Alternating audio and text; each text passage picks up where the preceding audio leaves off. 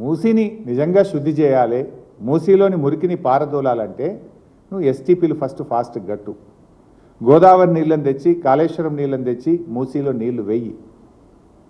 మూసీలో కలుస్తున్న industries ఏవైతున్నాయో కలుషిత నీరు వదులుతున్నటువంటి పరిశ్రమలను గుర్తించి వాటిని షిఫ్ట్ చేసేయడానికి ముందు ప్రయత్నం చెయ్యి.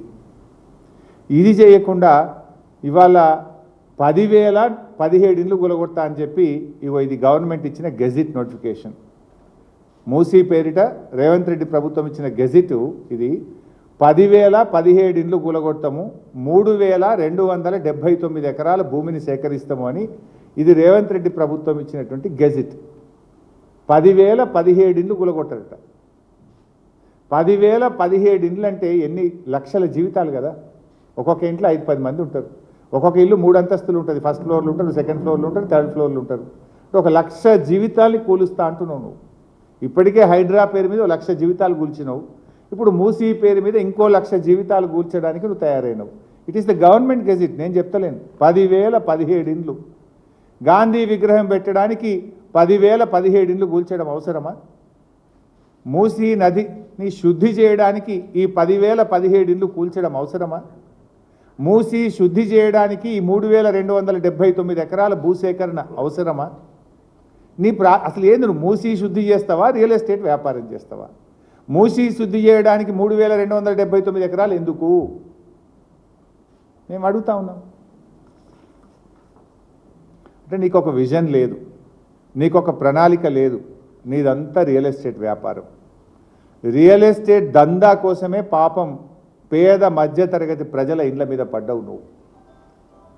నీదంతా కూడా దోపిడి వ్యవహారం. ఇవాళ నీ గెజిటే చెప్తుంది కదా. ఇవాళ మనం రోజు ఈ గత నెల రోజుల నుంచి టీవీ చూస్తూ ఉంటే అక్కడ గల్ఫ్లో యుద్ధం జరుగుతూ ఉంది. ఇరాన్ గల్ఫ్ యుద్ధంలో అక్కడ రాకెట్లు పడతా ఉంటే, ఇండ్లు కూలిపోతూ ఉంటే మనకు బాధ అవుతూ ఉంది. ఆ యుద్ధంలో అక్కడ బాంబులతోని ఇండ్లు కూలిపోతూ ఉంటే ఇక్కడ రేవంత్ రెడ్డి ఏమో బుల్డోజర్లు పెట్టి ఇల్లు కూలుస్తూ ఉన్నాడు. హైడ్రా పేరిట, మూసీ పేరిట. ఏ యుద్ధం లేదు కానీ రేవంత్ రెడ్డి బుల్డోజర్లు ఇక్కడ పేదల ఇల్లు కూలుస్తూ ఉన్నాయి. పేదల మీద రేవంత్ రెడ్డి బుల్డోజర్లతో యుద్ధం చేస్తూ ఉన్నాడు. ఇది 10,017 ఇండ్లు కూల్చుడేంది? మూసీ నదిని శుభ్రం చేయడానికి 10,017 ఇండ్లు కూల్చాల్సిన అవసరం ఏంది అని సూటిగా అడుగుతూ ఉన్నాం.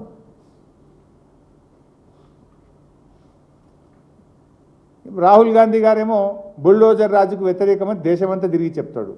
మరి రేవంత్ రెడ్డి కూల్చే ఈ బుల్డోజ్ రాజ్యం రాహుల్ గాంధీ కనబడతలేదా? రాహుల్ గాంధీ నువ్వు దేశానికి ఏం చెప్తావు? నీ మాటలు ఒకటి ఉన్నాయి.